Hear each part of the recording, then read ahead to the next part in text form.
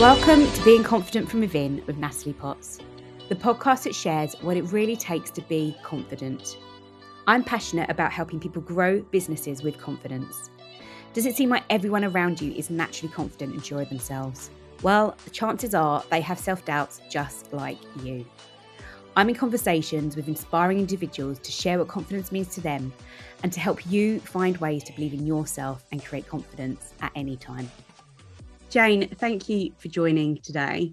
Let's kick off with you sharing a little bit about yourself and what you do so people can get to know you. Okay. I'm a coach and a counsellor for teenagers. Worked in the education sector for 20 odd years. The last 16 years were in like child protection and working with complex families and things. And just got a bit bogged down really with all the red tape and things that you know, obviously things need to be done to help people, but there was so little services for these families and children.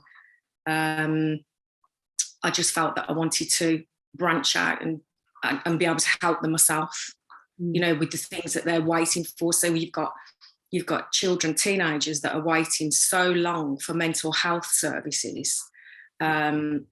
They're at crisis points.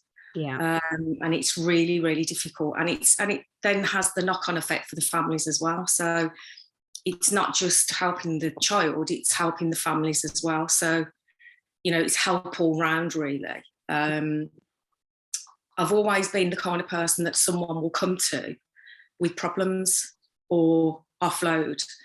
And so I just got to the point where I just thought, you know what, I might as well get qualified for this.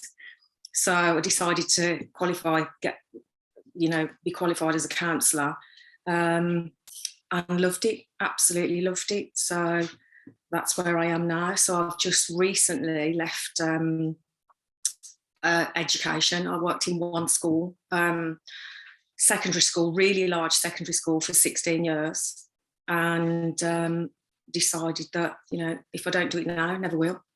Mm-hmm. And so I've gone for it, taking it very slowly at the moment. Yep. As we know. Have a lot to learn. Okay.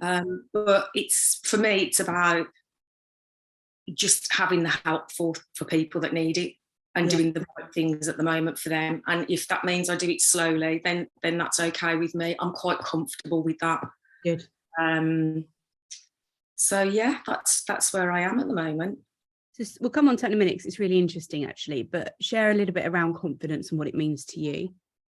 Okay. Confidence, I think,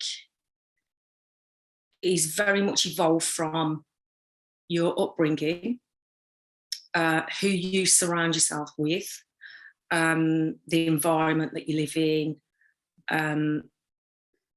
That to me has a massive part to play in how confident you are, as well as having knowledge. So for me, you know, I'm absolutely rubbish at social media, rubbish at technology, everything like that. So I've got no confidence in that. Whereas put me in a child protection meeting and I'll stand up I'll stand up and fight for everything. Yeah. Because that's what I feel comfortable with. Right. Yeah. And I think, you know, going back to the upbringing, I do think that it depends on the kind of, you know, and that's nothing bad against parents or teachers, or because obviously they don't know what impressions you're taking on board and what beliefs you're taking on board. Mm-hmm. Mm-hmm. So my kind of counselling that I qualified in is transactional analysis. Yeah. And Eric Byrne said, we are all born princes and princesses. And really, it's in simpler terms, it's our environment, our nurturers or teachers or whoever that turn us into frogs. Yeah. We're all born. Obviously, some people will be born with disabilities and things like that. But as far as confidence is, I think it really, really evolves down to your kind of upbringing. Yeah. So I'm an only child, And my mum and dad got divorced when I was very young. And my mum, I actually went to school where my mum worked. And this is no reflection on my mum at all. She wouldn't know any better. But it was always kind of, okay, shh, stay there, be quiet. So that's the kind of environment I've been brought in. Almost kind of like, you're there, but you're invisible. Yeah. So whereas if my mum would have gone, you go out there, you go and show them what you can do, I do believe that would have made me a totally different person. Yeah. And that's no reflection on anybody's, upbringing or, because we can only do what we know. Yeah. We can only teach people or bring up families with what we've already experienced ourselves or what we can learn from. Yeah. Yeah. That's how I feel. Yeah. Have you noticed that you've been a different parent because of your upbringing and the influences you've had? Massively. And I think, especially with my one, I've got two boys, and especially with my one son, I've very much done things like he's done horse riding, he's done ballet, he's done, I've done everything. Whereas when I was younger, it was very, very different. Now, whether or not that's a generational thing, I don't know. Because, when I was growing up, it was just like swimming or netball at school. Whereas I think, and even now, my children are 27 and 31. I look at the generations now, and there's so many more experiences for the younger ones now that they can go and achieve. It's okay to go off travelling and do different things. No one in my family went to university. Now, people just want to go to school and then go to university. So I do think it's generational differences as well. Yeah. But there's definitely, with my children, I very much, you can do it. If you want to do it, you can do it. Yeah. Whatever, there's always some way around doing things, which is quite funny, really, because although I've said that to them, it's taking it on board myself. So it's very different telling them to do something and then not having the confidence to do things yourself. Where have you noticed that you're not as confident yourself? Well, definitely with the tech, social media. I think at the moment, the problem I've got with myself is because I've been working in a solid environment for 16 years, solidly. You go to work, what's expected. Whereas it's now, because I've stepped out of that environment, it's been a really hard transition.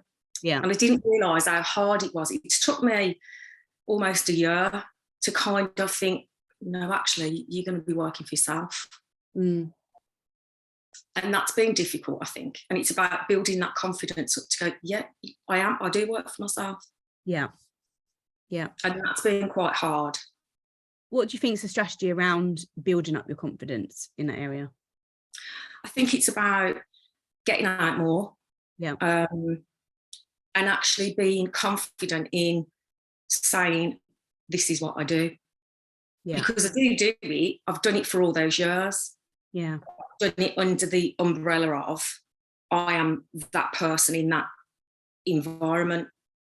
Yeah. Instead of being Jayne Selby, who does this. Yeah. I go to teenagers and I do this and I can do that. Instead of, hi, I'm Jayne Selby, I'm from my school. That's the difference, I think, as well. Yeah, environment plays a huge part, and it's almost like that safety net or security barrier as well. And then, like you say, it's where you feel comfortable, and then venturing in something that's the unknown, and then what that brings. And I think it's the fear then of the what ifs, and like we know the negative we suddenly go into with our mind default of, it's not going to go right, or it's people are going to judge me or whatever. And yeah, it's about, I think, like you shared, the fact that when you're in a school environment and you stand up for it, what you know, you come with much more confidence. And it's about then looking at, well, what do I know really well, and how can I bring some of those strengths into what I'm doing that's new? And like you said at the start, it's really important to go slowly. And I think that sometimes with this as well, that if you're not seen as the extrovert or going at pace or next thing on fire, everything, that it's like you're not confident, and that's not the case. I think people also as well are very quick to jump to judge, and that if you're going too slow, it's procrastination. But it's like it might not be. It's just that this, I'm meeting myself where I'm at, and I'm very conscious of that journey, and it's this at the moment, and I'm not actually holding myself back.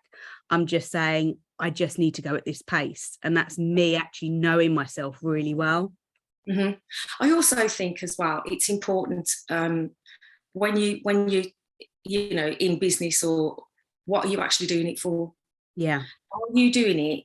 If you want to go and grab loads of money and work as fast as you can, you know, then if that's okay, if that's what you want to do. That's not me.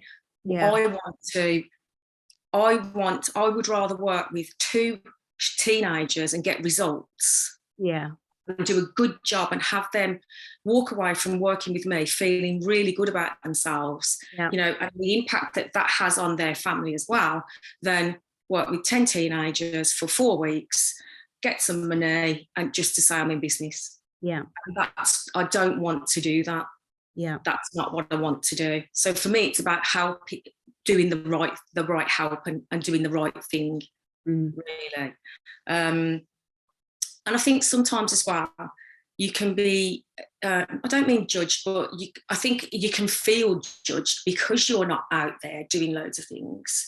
I have struggled a little bit myself, because I think I should be doing this, I should be doing that, I need to be doing this. But I had a meeting last week with Ramel, and my first words were, I haven't really done a lot, but when we went through things, I've been doing quite a lot of stuff, but it's under the surface. Mm-hmm. So it's the kind of background work that you do to then move a little bit forward. Yeah. So sometimes I think it's about taking a step back and thinking, hang on a minute, I have been doing this and I have been doing that. Yeah. So, and sometimes you just need to hear that from other people as well, I think. Well, look, Ramel's, you know, both of our coaches, and that's the important part, and that's really hitting through this week, talking to people, is the importance of having mentors and coaches in your life to help you with moving forward. Even just a sense check of, like I said earlier on a story I was doing, that, you know, it's that validation almost of where you're at. So because we can't see it sometimes, and I think this goes back to part of the idea around belief and others seeing potential in you and things that you don't see, and part of that is about us raising our awareness to have that, and you know, that belief and see it ourselves. But also sometimes it's just you know, you get so immersed and so bogged down and so tunnel visioned that you can't see around you and see the bigger picture. And that's just natural. Humans are not going to be perfect. It's just about, again, then knowing when we come off track a bit, actually what do we need to do to get back on track, and what does that look like? And that's the part of then looking at a strategy towards it as such. And I think, like you've shared there, good people around you is a big one, and people that you believe in as well and that you trust with what they've got to say is really important. And then, you know, but then, like I said, not giving yourself a pat on the back when it's just like, actually I could have had a bit more in the tank. But it is around that, the kind of the reflections on what's going well, do more of that, what else could I be doing, and what does that look like? And I think sometimes just taking the time to plan and approach that in the right way. Definitely. I also think as well, sometimes, you know, taking a step back completely, close the book, close the laptop for a day, or, you know, and go on, switch off and do something that you actually enjoy, you know, is as good as a good night's sleep, or, you know, a couple of smoothies or whatever. You know, doing something like that that fills your heart with happiness, or, you know, gives you that buzz. You know what, I love this. I think that has a massive impact on you, and I think that makes a massive difference. But, you know, going back to what you've just said about having the people around you, I think that it does have a massive impact on people. But I also think as well, people's personalities have, so you could have two children in the same house, get the same messages. You know, they might be living in a negative environment, whereas you might get one that's like, do you know what, I've had enough of this, I'm off, I'm going to do this, I'm going to do that, the go-getter. And then you could have another one that's like, oh, my life's always going to be like this. It's all those stories that we tell ourselves, and it's how we interpret the things that are given to us, I think, as well. The languages that are used around us. It's how we interpret them. And often we have no evidence for stuff as well. We just go on it. And a lot of the time, they're not truths. They're just beliefs. They're not truths. It's just beliefs. You know, just because it's gone right, or it's gone on in the family for so long, or, you know, in the school that teacher said it for so long, doesn't mean it's the truth.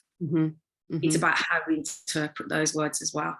In addition to Ramel, who's been your best mentor and why? Not so much as mentor, someone that I really think has really stepped out of the comfort zone, and I don't know, you may not have heard of her. Her name is Maggie Oliver, and she was the policewoman who brought the you know, the sexual exploitation. She brought all that to the surface, really. She was the whistleblower. So I've never met her.